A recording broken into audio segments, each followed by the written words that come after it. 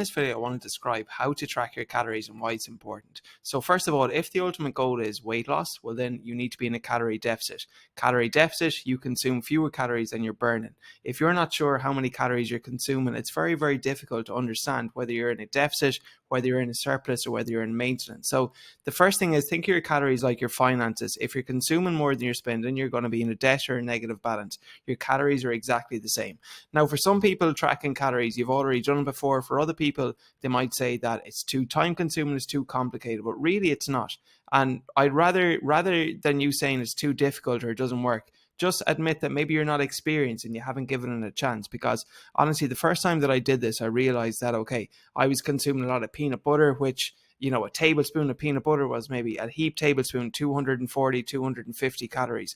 I was drinking a lot of Muju, protein milk, lots of these drinks. Not saying they're quote unquote bad, but like the amount of calories I was consuming that I wasn't aware of, it really was a game changer for me. And this is a tool, like this is education, it's feedback for you. You're going to be eating food for the rest of your life. So like there's a lot to be said for just tracking everything consistently to a T for at least 30 days, 1 full month, and that will give you a good framework and good education going forward. So how do we go about tracking calories? The first thing you need to do is you need to get yourself a digital scales on Amazon. And like, it's not time consuming at all to do this. Once you have this in the kitchen, just keep it somewhere where it's easily accessible. Don't hide it at the back of the press. Put it on the table, put it, you know, where you can access and use it consistently. From there, then what you need to do is whatever you're weighing out, I typically recommend you weigh things in the uncooked weight. So rather than having 100 grams of cooked oats, have 100 grams of uncooked oats, or 100 grams of cooked rice, have 100 grams of uncooked rice. It's usually just easier to track things in the uncooked weight before you boil them, before you fry them, compared to after, because they often they change their sizes, you know, they're more nutrient dense if you're adding more water, etc. So it's more consistent, and it's usually best if you weigh things uncooked. That being said, if you ever do weigh something cooked, just make sure it's consistent, that you do that way going forward, that you don't mix and match between uncooked and cooked. Okay, but you have yourself a kitchen scales. This is just a sample video demonstrating if you're cooking something like protein oats in the morning, or just porridge in the morning, how you would do it. So the first thing you would do is you would get your digital scales and you would put your bowl on the scales. Okay, now it's important you turn the scale to 0, so that way it doesn't have the weight of the bowl as part of the weight of your food. Okay, so I'll just play this video, and what you will see is you turn the scale to 0, you add your oats, 40 grams of oats. You turn the scale back to 0, you add your protein. You turn the scale back to 0, you add your milk, and so on. So it's like you're weighing everything individually. And after you add one new ingredient, you put the scale back to 0 so you can restart it again.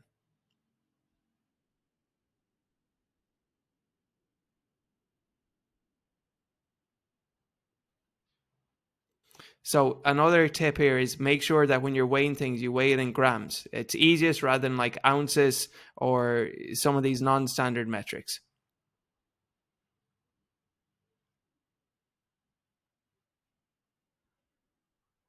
So 40 grams of oats, turn the scale back to 0. Now you can change the region here. So if you're adding milliliters, same as grams, but you can change the metric from grams to milliliters.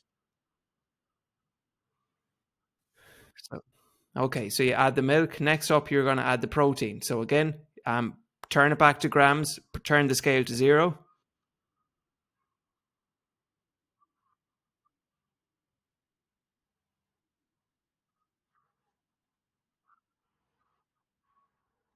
And then you just simply mix and match it all up. So like it doesn't add any time that if you're getting out your porridge oats, that you just have your scales there and you just weigh and measure things out. Honestly, it will make things so much easier for you. And like you'll just get to a point then I there's no extra effort. It's 10 extra seconds anyways weighing your food, but like you'll just be able to eyeball things that bit better. But if you've never done this before, this is going to give you the knowledge and education you need going forward to weigh your food. So you need a kitchen scales. Turn your scale to 0 every time you add a new ingredient, and just always measure in grams or standard measurements like milliliters, whether you're using food or whether you're using liquid ingredients. Okay. And then just like in terms of calorie tracking, some people then though, like it's not good to become too obsessed and like to worry that, oh God, did I put in 40 or 42 grams or 240 or 260 milliliters? Like if you're thereabouts, that's the most important thing. But in terms of like what foods are more important to measure accurately, not every food is created equal in terms of calories. So for example, like if you're having something like starchy carbohydrates, that's important that you weigh and you measure those properly. Okay, because like, you know, 100 grams of oats versus 40 grams of oats or 50 grams of oats, 50 grams is about 180 calories, 100 grams is 360. There's a decent enough difference there, just like with pasta, just like with rice. Weighing out your meats is also quite important, and what I recommend is, again, you weigh it out in your uncooked rather than your cooked weight. So like, let's just say you got some steak, you would just do the exact same, turn the scale to 0, put the steak on the plate, and then just like measure out or weigh out what weight the steak was. Again, like very simple, it only adds an extra 10 seconds. Weighing out your fats and your oils is super, super important. So in this video here, I'll show you an example, just one moment, of me taking peanut butter out of the jar. And it's kind of the opposite effect. Here we go.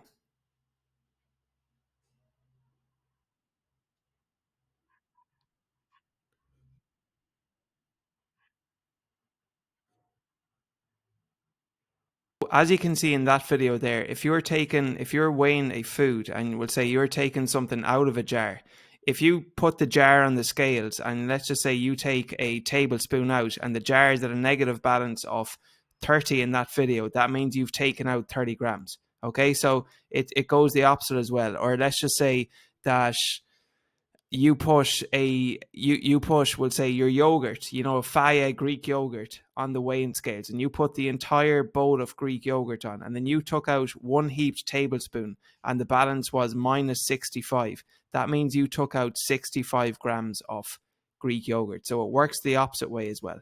But that is essentially how you weigh your food. So weighing out your oils is really important as well. And that's why, you know, when you're doing olive oil, it's probably easiest if you just weigh out per tablespoon. That might be the easiest, or just use the low calorie, 1 calorie olive oil. If you're using nuts, as I said, you can just search in MyFitnessPal. What I do is if I have 5 almonds, I'll just insert 5 almonds. I'll just count my nuts. With chia seeds, if you have like a bowl of chia seeds, what you could do is, as I shown in the video there, take out a tablespoon, and if it's like minus 15, that's 15 grams of chia seeds.